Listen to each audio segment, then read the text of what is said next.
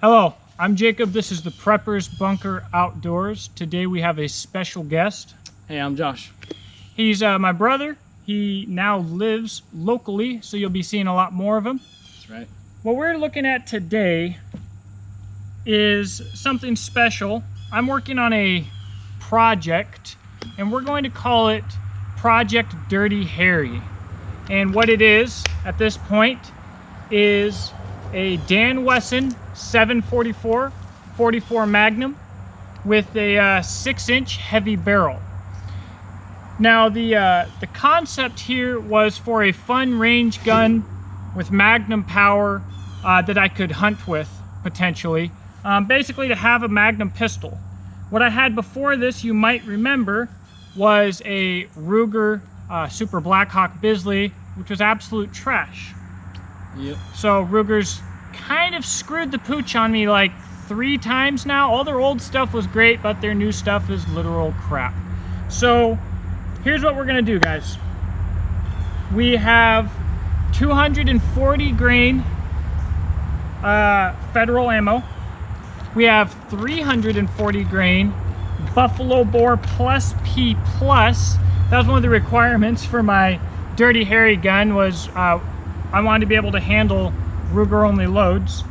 And we shot some 9mm as well. We've got some fun targets today. You want to walk them through what we're shooting at? So what we have is we have a couple 24 packs of soda cans. Yep. Only the highest quality, of course. Definitely. So we got those set up throughout the shooting area.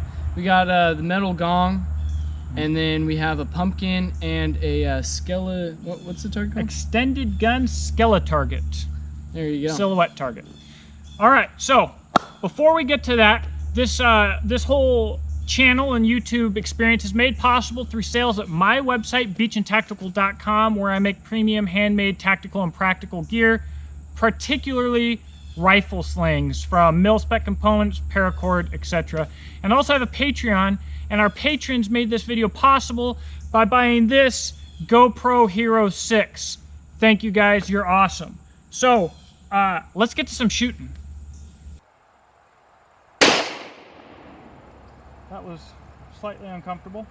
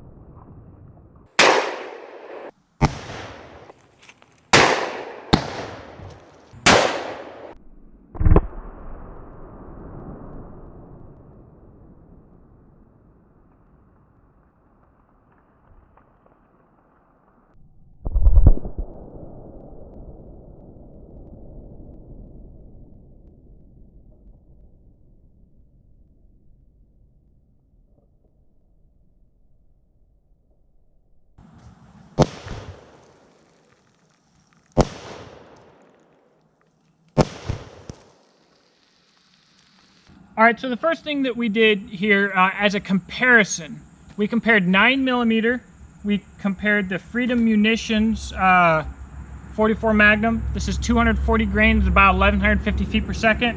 And the Buffalo Bore Plus P Plus shooting water jugs. Check this out.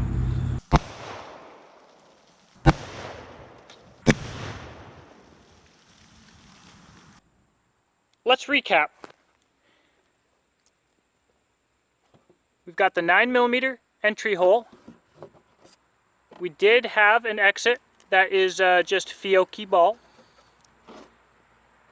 We have the Freedom Munitions entry, 240 grain, I think 1100 feet per second. Exit.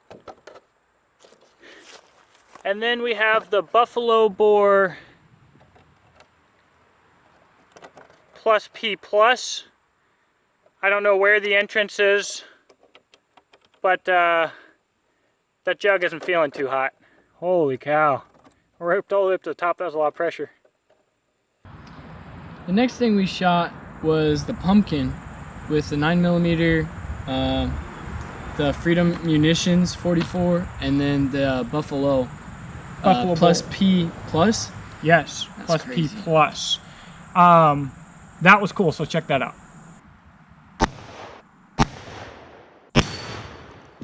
Double hit! So, what did you think about the comparisons between 9mm standard 44 mag and then the Buffalo bore plus P plus? Oh, it's absolutely unmistakable. The Buffalo bore plus P plus just carries so much more kinetic energy. That thing hits like a train. It's awesome. Now, one thing to note, I believe that the Freedom Munitions is like normal soft cast or whatever. I feel like the Buffalo bore is harder, the bullet itself, so it penetrates. The other thing that we shot was a log, and you'll see here when I roll this footage that basically both rounds just laser beamed right through it, so you didn't get to see a lot of carnage on the exit hole. Did I hit it?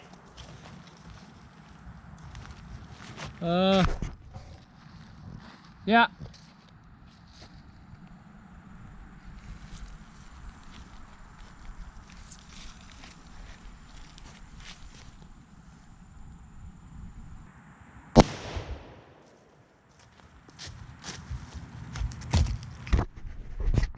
No, look front and back.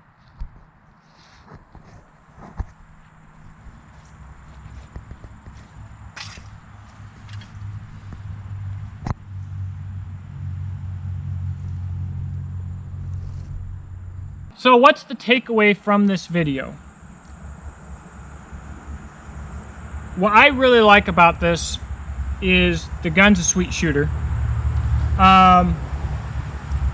Now Josh here, like myself, has a lot of experience with magnum revolvers and all kinds of calibers.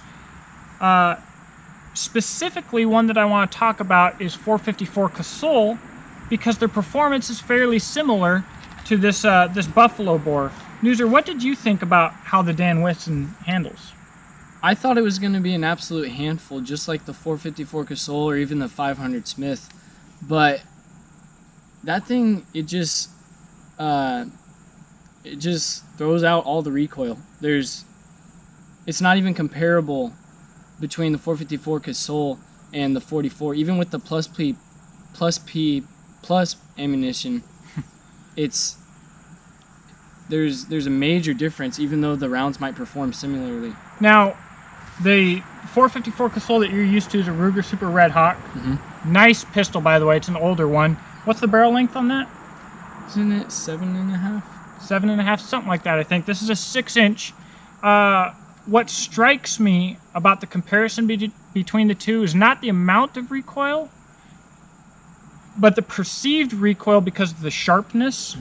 Because they might possibly have like the same amount of recoil, but it doesn't feel like this recoils as bad, I think, because the 454 Casull is so snappy. Yeah. It's such a fast, violent recoil. And honestly, when comparing the difference between the two, if you can shoot the plus P plus ammunition, right now I kind of feel like the 44 Magnum all around is superior. Oh yeah, but one thing to consider, I would think, would between the ballistics at least, would be comparing the price for how much you're going to shoot the two. So if you have a 454 Casull, how much does that ammo compare to the similar ballistics plus P plus? Well, 454 is probably about the same price for premium hunting ammo, but the 454 does have the benefit of you can plink with 45 long Colts. Right. I don't know that plinking with 45 long Colt is as good of a training aid as shooting standard 44 Magnum, but then you could shoot 44 Special as well. So both are pretty flexible. But 44 Magnum, I'm going to say, is easier to find ammo for, at least in the lower 48. Up in Alaska, it's probably easy to find either. Undoubtedly. So the pistol itself is beautiful. The reason that we're calling this Project Dirty Harry, what I'm going to do is we're actually going to Cerakote this pistol. I know the collector people or something are probably going to poop themselves, but Either I'm going to ruin the bluing from shooting and carrying it all the time, or I'm going to Cerakote it to look like bluing and it'll ruin the bluing. So either way, there's nothing to complain about really. The pistol shoots phenomenally. I love how this thing shoots. The bluing is beautiful. And one of the special things about the Dan Wesson is it has, obviously, you can change the barrels. So I could go 2.5 to 10-inch barrel length on a single gun. But the really short hammer pull and double action trigger pull, I think the Dan Wesson is in every way superior to both Smith & Wesson and Ruger. So this is Project Dirty Harry, because if Dirty Harry could make his own choice, he would have picked a Dan Wesson. So Josh here got to wrap up this video with a fairly epic pumpkin shot. Let's check that out.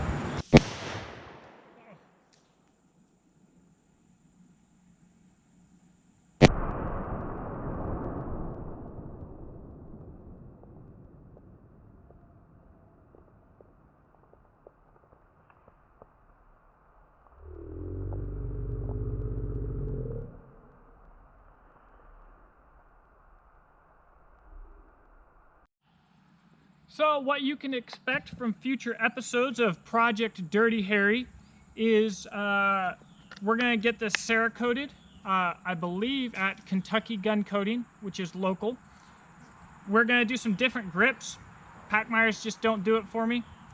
We're going to do a cool holster, and I'm going to hunt with this thing and hopefully find some more barrels for it.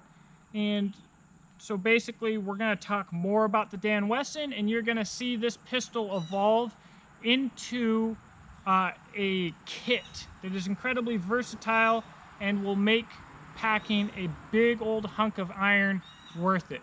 It's going to be a lot of fun. I hope you guys enjoy it. I'm really excited about it.